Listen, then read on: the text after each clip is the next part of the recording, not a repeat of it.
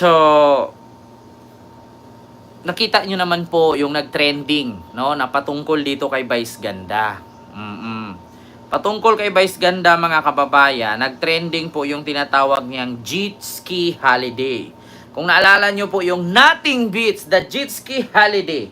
And right now, you can go to, from West Philippine Sea, go to The Hague via ICC. Yeah? Promo for DDS only. Kung ganon, buisit yung mga DDS. Galit na galit. At ilan pa ngang mga politisyan na tududikit kay Digong na umaasang manalo, umaasang magkaroon ng posisyon at nagpaka-plastic na dati namang mga grupo ni PBBM, dati namang nakasuporta kay PBBM, hindi lang nabigyan ng posisyon ni PBBM sa gobyerno, nagbaliktaran na ang lahat. So ngayon, mga kababayan, pati na nga ang ini-endorso ni Vice Ganda na tinatawag natin na McDo, ay binuboykot nga nila.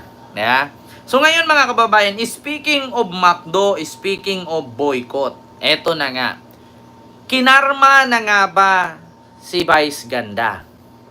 Mga kababayan, kinarma na nga ba siya? Kasi ito po ang balita natin ngayon, mga kababayan. Like po tayo, pantay po natin yung like. Ang balita po natin ngayon, si Vice Ganda ay pinalitan na nga ba ni Heart Evangelista bilang endorser ng McDo simula nung binaboy ni Vice ang dating Pangulong Digongyo patungkol sa kanyang jet ski at pagkakulong niya sa ICC via The Hague, Netherlands. Pinalitan na nga ba? Ito po, mga kababayan, kinarma na nga ba si Vice Ganda? Mga kababayan, karma na nga ba daw ang tawag dyan? Tuwang-tuwa po, mga kababayan. Ay, Ma'am Team Ace! Maraming salamat yung $20 super chat. Happy Sunday to everyone. Shout out to my parents in Michigan. Now always watching you. Thanks for all the info and love. God bless. Salamat po, Ma'am Team Ace, at saka sa parents mo po. God bless. Always ingat po kayo palagi dyan. Maraming salamat po. So ito po, mga kababayan, ang binabalita natin ngayon at sinishare nating balita, hindi po galing sa atin ito. Nire-reactionan ko lang po. No, paalala po, hindi po ako news outlet. Tayo po ay political vlogger. Nagre-react lang po. So karma na nga ba? Ito, mga kababayan, kay Vice Ganda, ang pagpalit ni Heart Evangelista kay Vice bilang endorser ng McDo. Nako po, ito po. Icon and actress sa si Heart Evangelista sa kanyang bagong fast food chain endorsement. Ang tanong tuloy ng ilang netizen, siya na nga ba ang bagong love ng McDonald's? At hindi na si Vice Ganda? Nagbabalik si Hanati. Ito na.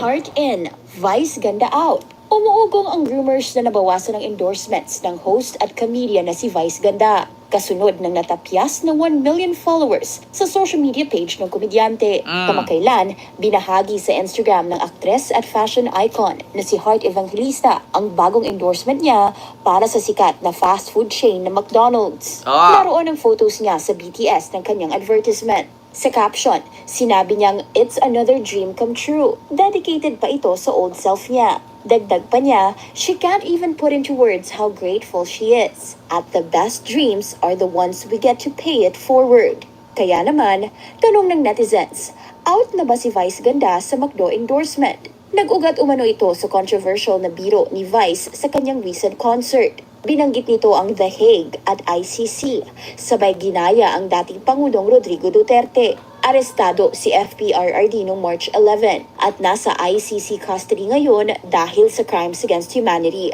Dahil sa joke, ipinanawagan ng Duterte supporters na i-boycott ang mga brand na ine-endorse ni Vice Ganda, kasama roon ang McDo. Sa ngayon, wala pang official statement si Vice hinggil sa estado ng kanyang endorsement, gayon din ang nasabing fast food chain. Buwelta ni ML Party List Representative Laila de Lima sa Duterte supporters. Less harmful ang pahayag ni Vice kung ikukumpara sa fake news na madalas umano nilang gawin. Pero kahit si Heart, hindi rin lusot sa batikos. Sa isang Reddit post, may suspetsya ang netizens na may paid trolls umano siya. Naglabas ng screenshots doon tungkol sa resibo ng membership ng nasabing grupo at Nako. mukhang naglipa na sila sa Reddit. Posibleng reason ito kaya nadagdagan ng halos 3 million followers ang fashion icon sa IG at unan Nako po, mga kababayan, ito na nga. Ito ang pangit sa Pilipino eh. 'Di ba? Pag nakakita tayo ng kapwa natin Pinoy, umaangat, tapos kapag alam naman natin na komedyante, no? Eh, 'di ba mga kababayan, sabotable na 'yon. Komedyante si Vice, 'di ba? Kung ano man ang joke na sasabihin niya, it's part of her job. 'Di ba? Kasi komedyante siya eh. Pero kapag DDS gumawa ng fake news, katulad nitong mga journalist daw di umano, katulad kay G. Sonsa, katulad nitong mga vlogger ng DDS sa puro fake news, hindi sila nasasaktan, hindi sila nagagalit. Parang si Maharlika, kung ano-anong nilalabas sa bunganga, puro naman kasinungalingan, hindi sila nagagalit, bagkus sinusuportahan pa nila. Katulad kay Sara, lumabas mismo sa bunganga ni Sara na si Lisa daw, sangkot sa pagkamatay ni Tantuco dun sa Amerika, nakulong daw. Tapos, isa daw sa nag-inject ng cocaine kay Tantuco. Ending, hindi naman pala totoo. Tapos ngayon, dahil lang sa joke ng isang totoong komedyante, totoo din naman yung ginawang joke. Hindi naman magiging joke yun kung hindi po totoong nangyayari. Totoong nakulong, totoong nangako si Digong na hindi naman niya tinupad. Tapos ngayon, nanawagan ng boycott na i-boycott daw ang McDo. Tapos ngayon, tuwang-tuwa pa sila na si Hart ang pinalit, tapos si Vice ay na-out. Ang problema nga ngayon mga kababayan, pinalit nga si Hart di umano bilang endorser, pinutakti din naman nila. Binaboy din nila na may mga trolls daw ito. Naku po, mga kababayan. Di ba? Alam niyo sa totoo lang mga kababayan, ito reaction ko ha. Porkit po, kung sakali man na pinalitan ni Hart Evangelista si Vice bilang endorser ng McDo, meron lang po kasing kontrata yan.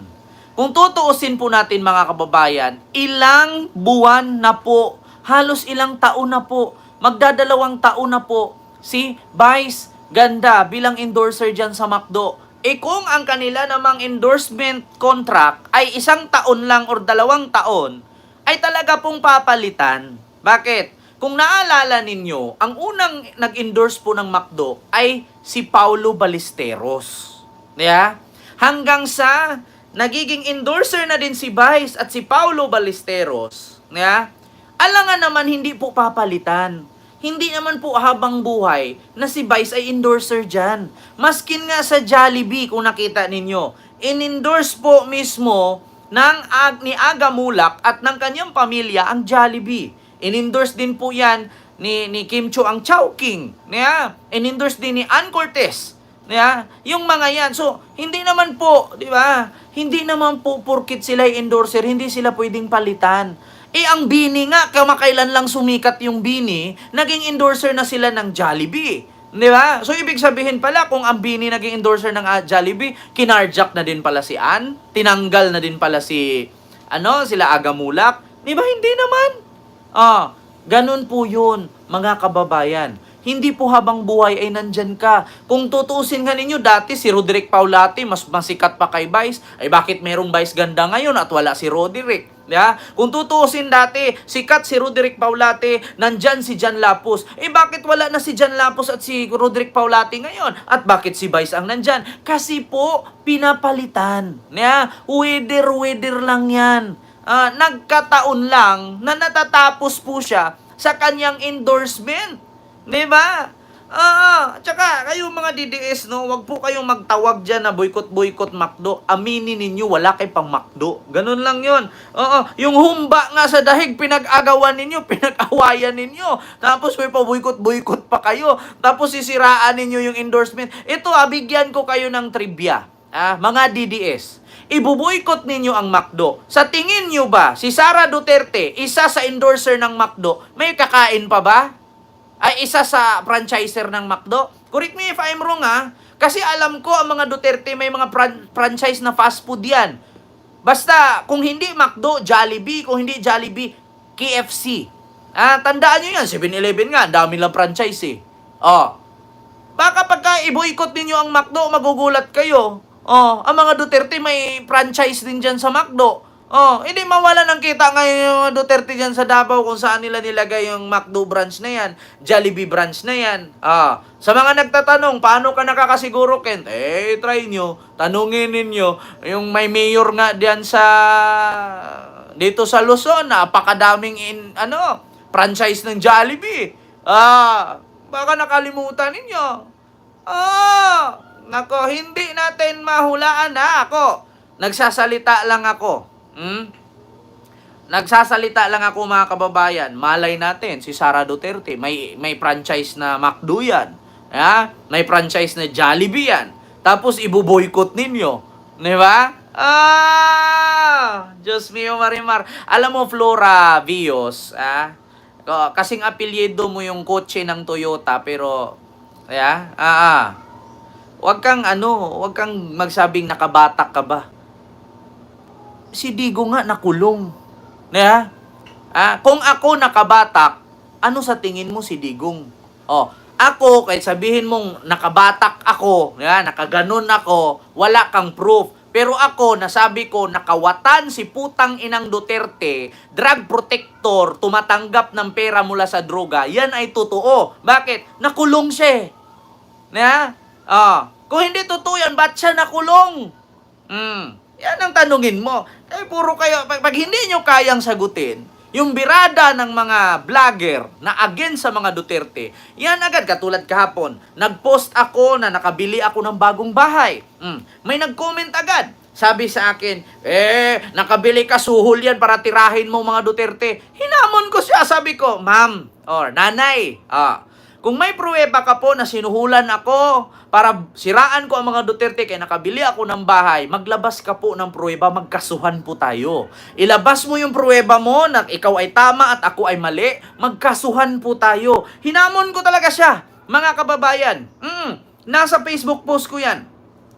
Kakabili ko lang ng bahay. Cash! Ito mga kababayan, pakita ko sa inyo. Kakabili ko lang ng bahay. Sabi ko sa kanya, ma'am, kasi nag-comment siya doon, kabili ka ng bahay kasi, sinuhulan ka para siraan ng mga Duterte. Heaven no, silo po sa iyo, ma'am. Maraming salamat. Ito po yung post ko, mga kababayan. Nakabili po ako ng townhouse. Cash po yan, may susi pa. Ngayon, may nag-comment dito. Ang sabi sa akin, ayan po siya, ito po siya, si Dumasig Asuncion, nakabase po yan sa Australia. Sabi ko po sa kanya, sagutin mo po ang tawag ko, magkasuhan po tayo at patunayan mo yung sinasabi mo na sinuhulan ako para siraan ko mga Duterte. Sagutin mo ang tawag ko, magpapaalam ako sa iyo, magkasuhan po tayo. Kahit dalhin mo pa si Sara Duterte dyan. Sabi ko sa kanya, tapos sabay block ako, mga kababayan. Sabay blinak ako. Hindi na nag-reply. Bakit? Blinak ako diretso kasi napapahiya. Ganyan ang mga DDS. Pag hindi ka nila kayang banatan, pipersonalin ka. Tapos ibibase nila sa mukha, ibibase nila sa itsura. Kaya sabi ko, kung nakabili man ako ng bahay, cash, 3.7 million yan. Hindi po yan hulog-hulugan Wala pong sponsor yan. Hindi katulad ng mga kakilala ko. Kabili ng bahay, lalandiin muna para may pang-down yung iba. So ngayon, mga kababayan tapos comment, kabili ka ng bahay, suhol yan. Bakit? Para siraan mo nga Duterte. Sabi ko, ma'am, maglabas ka po, prop, magkasuhan po tayo. Pag may pruweba ka, mapatunayan mong tama ka, kasuhan mo ako. Di ba? Blinak ako. Di ba, Ma'am Rosario? Blinak ako. Bakit? Hindi kaya. Kaya nga sabi ko sa inyo, mga DDS, huwag niyo kitulad sa iba. Nagbubulgaran kung magkano ang bayad, katulad kay Maharlika. Putya, Sas, nabayaran ka na. Putya, si Tatay Diggs, hindi pa ako binayaran. Wala pang binigay sa akin si Tatay Diggs. Putya. Mga ganon ganon sila, Ma'am Susan Vergara. Di ba, Ma'am Marites Musne? Basta ito, nakabase sa Australia itong si Nina Dumasing Asuncion. Yan yung tinawagan ko. Yan ang sabi ko. Sagutin mo tawag ko. Magkasuhan tayo. Kahit isama mo pa si Sara Duterte dyan. Kung binayaran ako para siraan sila. Maglabas ka ng resibo. Wala. Blinak ako. Hindi kinaya. Ganyan dapat. Tapos ngayon, mga kababayan, katulad naman dito kay Vice, ibuboykot daw. Yung McDo. Ay, nako.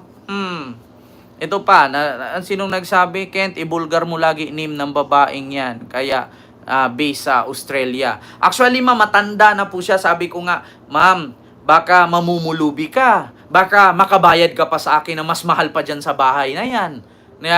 Matanda na po yan. Ang pangalan niya ay pangalan nito? Nina Dumasing Asuncion.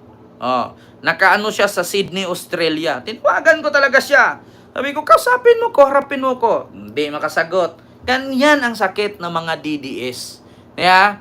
Una, maglabas ka ng pruweba. Sasabihin, peke yan.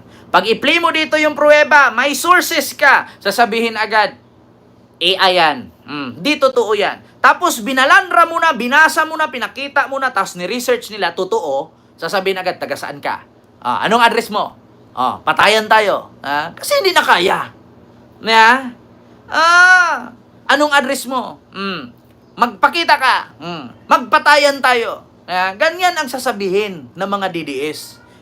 Kasi hindi nila kayang ipagtanggol. Ito, I will tell you frankly sa lahat ng mga DDS, mahirap po talagang ipagtanggol si Digong.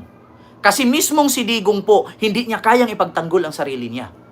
Mahirap magtanggol kay Digong. Kasi biruin niyo, piskal ako, mayor ako, presidente ako, pero nakulong. Hindi niya kayang itanggol ang sarili niya. So, paano pa siya ipatanggol or ipagtanggol ng mga bobong DDS kung siya mismo hindi niya kayang ipagtanggol ang sarili niya? Diba?